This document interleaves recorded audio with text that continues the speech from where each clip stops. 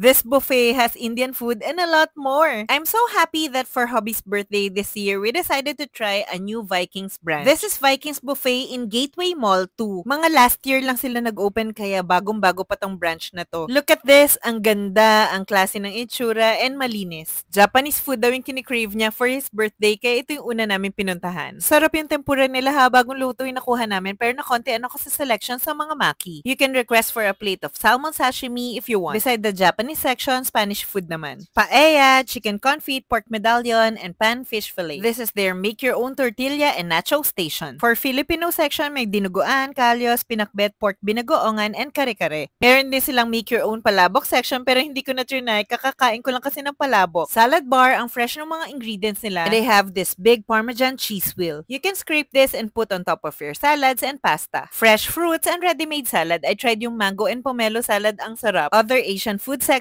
may Japanese, Malaysian, and Korean. May Korean side dishes, bulgogi, tteokbokki, japchae, tangsuyok. So many selection of breads pero hindi ko na trinay ito kasi mabilis ako mabusog pag kumain ako ng breads. Ito yata yung pinaka-favorite kong section dito. Lots of appetizers and different kinds of cheese. Feast sa eyes ko itong mga to and ang sarap nila tingnan lahat. Although yung mini black burger, masarap yung chicken patty pero medyo dry yung black bun. Nakarami ako ng mga cheese dito. Masarap lahat, especially the blue cheese. If you love cured meats, mag-e-enjoy kayo dito kasi maraming selections. Ang mga favorite ko dyan yung prosciutto tsaka yung liver pate. Sa likod naman nito, yung mga pampataba.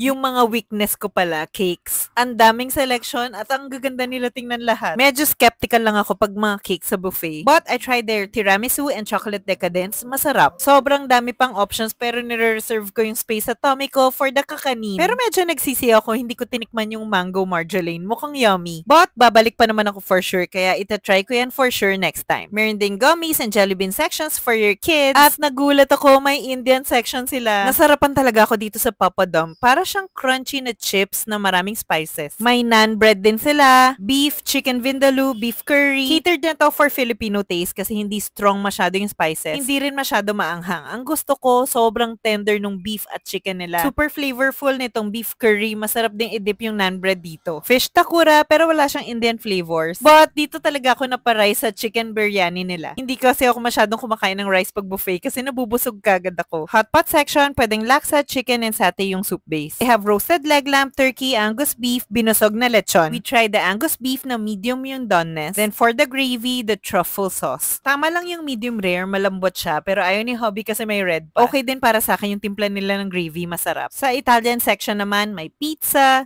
veggies, roasted chicken, pork, and truffle pasta. Nasarapan ako dito sa truffle pasta nila. Sulit to, tapos lalagyan ko ng maraming Parmesan cheese. Pwede ka rin magpaihaw dito. May pork barbecue, chicharong bulaklak, and mga salmon. Malambot yung pork barbecue nila pero sakto lang yung sauce for me. Mas masarap pa rin yung mga nasa kanto. Pwede ka rin mag-request ng baked oysters. Okay din yung selection ng Chinese food nila. May lechon Macau, fried mantou, smoked chicken, pansit, 3 cups of chicken, and my favorite, seafood. Nakarami ako nito. Mahilig ako sa shrimps and tahong eh. Mixed veggies. Okay din yung lasa ng lemon fish nila for me. Sweet and sour pork. Syempre may yang chow rice, and a lot of dim sums. Madami din silang drink options. May mga juice, wheatgrass, Sip Plus na zero sugar, iced Milo and iced coffee. Meron ding brewed coffee at Nutri-Fizz zero sugar prebiotic drinks. Kung preferred nyo ang cooked products, meron pa rin naman. Time na for dessert. Meron silang halo-halo at mga kakanin.